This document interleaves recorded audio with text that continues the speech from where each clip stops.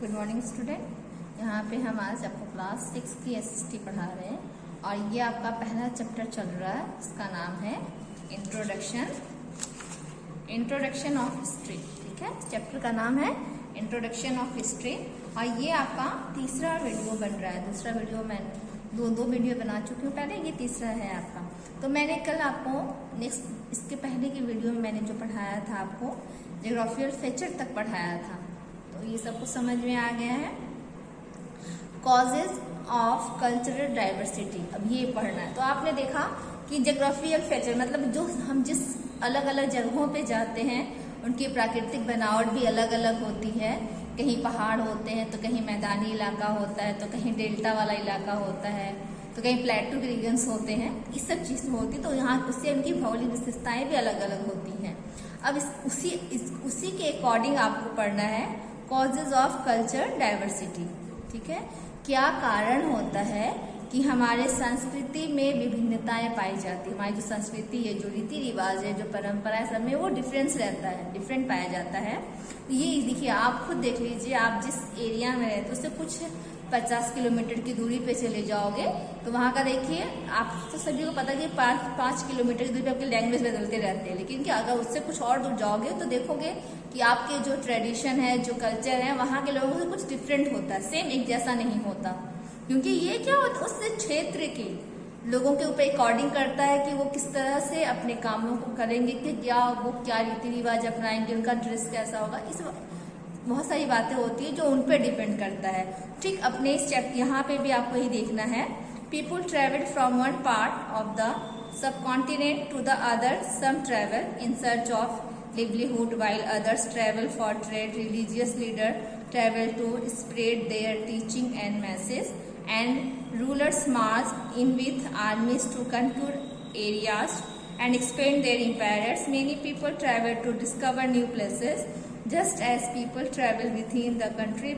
People from outside the border also travel to India. अब इसमें देखिए, जो लोग यात्रा करते हैं, ठीक है, ये अपने ही उपमहाद्वीप में यात्रा करते हैं। जैसे आप लोग, अब आप यहाँ यूपी में है तो आपको दिल्ली जाना हुआ, महाराष्ट्र जाना हुआ, आपको बिहार जाना पड़ा, उड़ीसा जाना पड़ा। तो ये एक ही सब कॉन्टिनेंट के अलग अलग स्टेट्स होते हैं।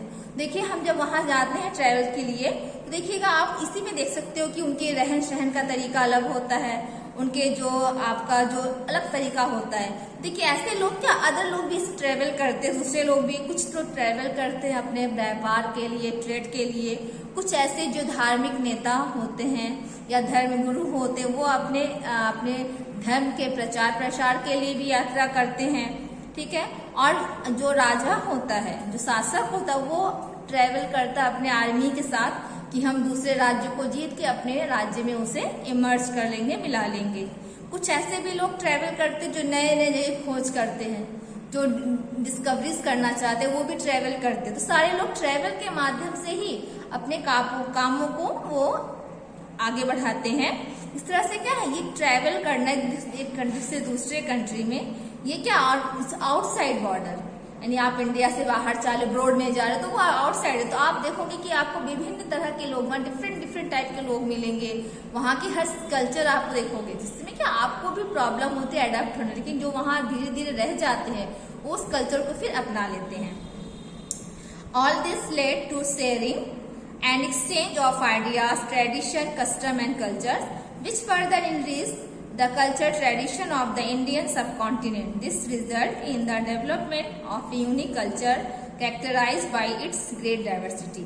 अब देखिए, यहाँ पे अब भारत की बात हो, इस तरह से हमारे भारत में ये यहाँ के धर्म गुरु गए, ट्रेडर्स गए, आपके जो राजा किंग गए अपने से, तो सब जो जहाँ जहाँ ट्रेवल किया तो वहाँ पे वो कुछ दिन रहे, तो वहाँ जहाँ जिस जगह पे वो रहते थे वहाँ के कल्चर, वहाँ के ट्रेडिशन, वहाँ के कस्टम क्या होते, वो उन पे इफेक्ट डालता।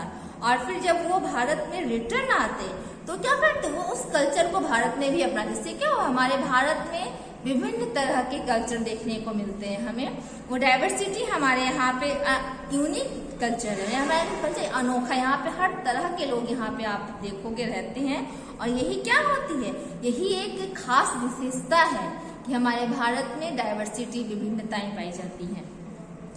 अब देखिए आंसर ओरली है, इस क्वेश्चन को आप आंसर दोगे।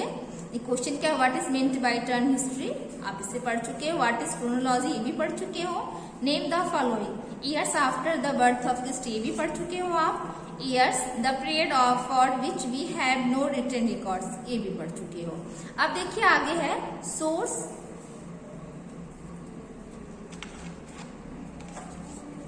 अब देखिए आगे आपका है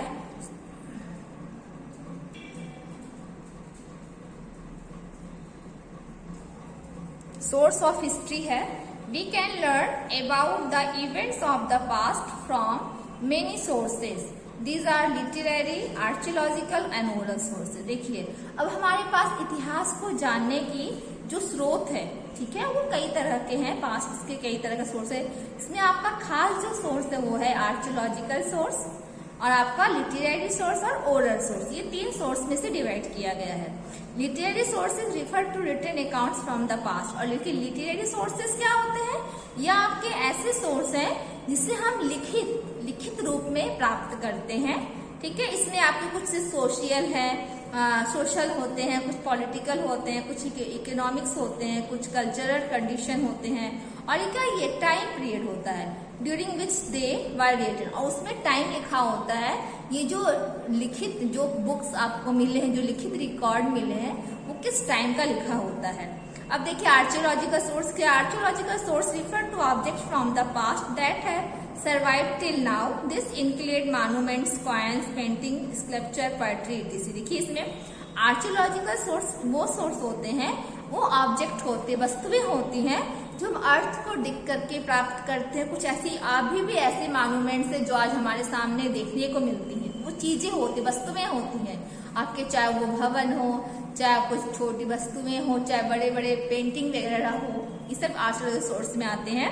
तो ये देखिए, ये आपके देखिए इसके कुछ एग्जाम्पल आपको देंगे। इसमें आर्कियोलॉजिकल आपके सोर्स में जुड़ा होता है जो वो है मॉन्यूमेंट्स, आपके प्राचीन स्मारक, कॉइन्स, पेंटिंग, स्कल्पचर। देखिए जो आपके मूर्तियां बनी होती थी उस समय के, जो लोग मूर्ति बनाते थे, स्कल्पचर होते थे, आपके बर्तन, गहने, ये सब आपके आर्कियोलॉजिकल सोर्स में आते हैं। अब देखिए oral source. Oral source refers to information that is passed down through the years by word of mouth।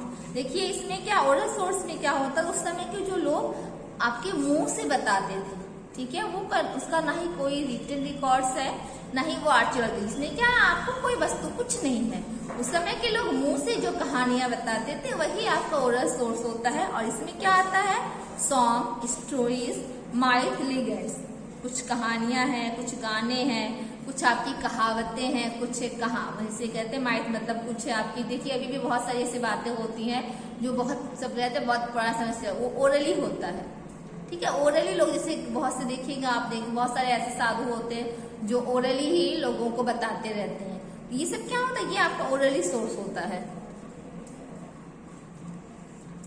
अब देखिए यहाँ पे है, देखिए सोर्स ऑफ हिस्ट्री। देखिए यहाँ पे एक डायग्राम सा बना हुआ है, देखिए इसमें है सोर्स ऑफ हिस्ट्री को हम 3 पार्ट्स में डिवाइड करते हैं, literary source, archaeological source, oral source, ठीक है। अब देखिए लिटरेरी सोर्स को डिवाइड किया हमने 2 पार्ट्स में, फॉरेन सोर्स और इंडिजीनियस सोर्स।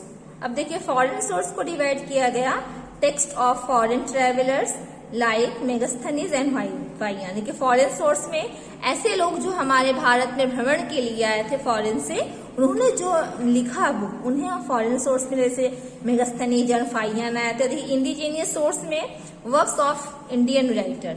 इसमें क्या होता है, ऐसे जो राइटर जो हमारे भारत के थे, उन्होंने जो बुक्स लिखी वो आपके इंडियंस में आता है। अब देखिए इंडियंस राइटर के 2 आपके पार्ट्स होते हैं, एक सैक्रेड लिटरेचर और एक सेकुलर लिटरेचर। अब देखिए सैक्रेड में वो आता है जिसे हम लोग कहते हैं धर्म ग्रंथ कहते हैं, पवित्र, जैसे हॉली बुक कहा जाता है, इसमें रामायण, महाभारत वगैरह आते हैं। इसमें सेकुलर लिटरेचर में ऐसे बुक्स जिसमें धर्म के बारे में कोई बातें नहीं, इसके अलावा दूसरी चीजों के बारे में बात की, हमारे समाज के, इकोनॉमिक्स के बारे में बात की गई है, वहां पे आते हैं। तो इसमें 2 बुक के नाम दिए हैं, पंचतंत्र एंड अर्थशास्त्र। अब देखिए आर्कियोलॉजिकल सोर्स में आते हैं object like painting, coins, poetry and jewellery, जो आप पहले अभी देखे हो। और ओरल सोर्स में सॉन्ग्स, माइथ, स्टोरी, etc. ये सब आते हैं, ठीक है। अब देखिए यहाँ पे thus for a complete understanding of the history it is important to study all three literary, archaeological and oral source। क्योंकि ये क्या है, आपको अगर भारत का इतिहास समझना है इतिहास, तो क्या है आपको इन तीनों आपके जो सोर्सेस को बहुत ही ध्यान से पढ़ना पड़ेगा। और इसमें क्या है आपको तरह तरह की जानकारियां मिलेंगी। देखिए पहला है literary source. Literary sources refer to the written records of the past. इसमें देखिए लिटरेरी सोर्स में हमारे प्राचीन समय के लिखित साक्ष्य, लिखित चीजें क्या संग्रह की जाती थी।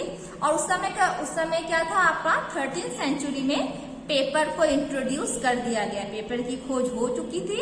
इसके पहले 13th सेंचुरी के पहले की बात है, जो आपके डॉक्यूमेंट्स लिखे जाते थे वो leaves and bark of birch tree, पत्तियों पे, प्लाम लीव्स और बार्क ऑफ ब्रिज ट्री, यानी कि प्लाम के पत्तियों पे, और देखिए बार्क ऑफ ब्रिज ट्री को हम भोजपत्र भी कहते हैं। आपके भोजपत्र पे और आपके प्लाम की पत्तियों पे लिखते थे। These documents are called manuscript because they were written by hands। और देखिए ये जो लिखे जाते थे प्लाम के पत्ते पे और बार्क ऑफ ब्रिज ट्री पे, इन्हें हम मनुस्क्रिप्ट कहते हैं क्योंकि इन्हें हाथ से लिखा जाता है। अब देखिए ये मनुस्क्रिप्ट जो वर्ड था वो कहाँ से आया, वो आया लैटिन वर्ड्स मनु, यानी देखिए मनुस्क्रिप्ट का जो मनु होता है ये आपके लैटिन वर्ड से लिया गया है, जिसका मतलब होता है हैंड। मनु का मतलब हैंड, मतलब हैंड स्क्रिप्ट, हाथ से लिखी हुई पुस्तक। While insect, time and fire had destroyed many manuscripts, some of them are still preserved in temples।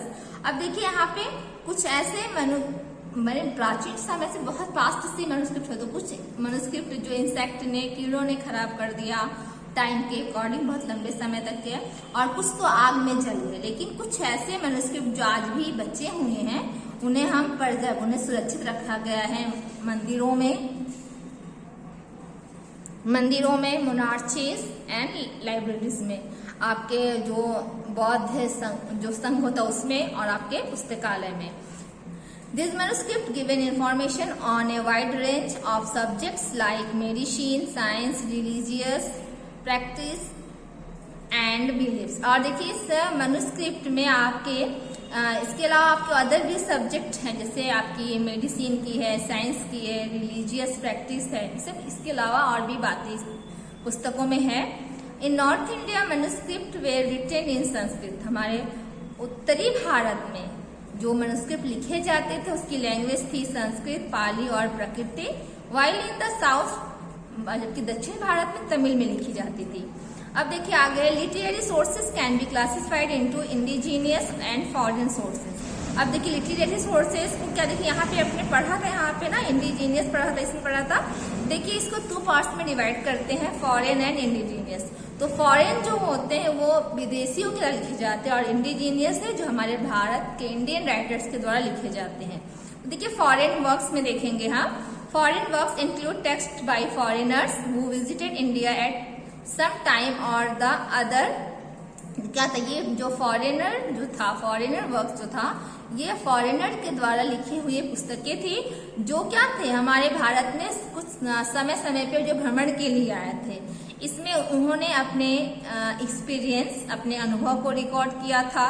ठीक है, इसमें कुछ यहाँ पे नाम लिखा गया था, writing of travellers like Megasthenes and Fa-Hien, ये सब क्या इस कैटेगरी में आते हैं।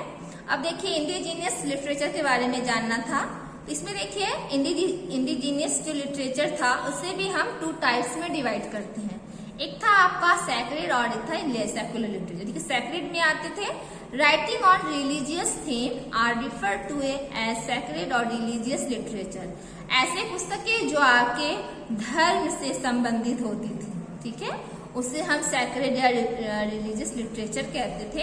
इसमें आपके वेद आते थे, रामायण, महाभारत, बुद्धिस्ट के त्रिपिटक आते थे, अंग के यहाँ पे देखिए जैन के अंश आते थे।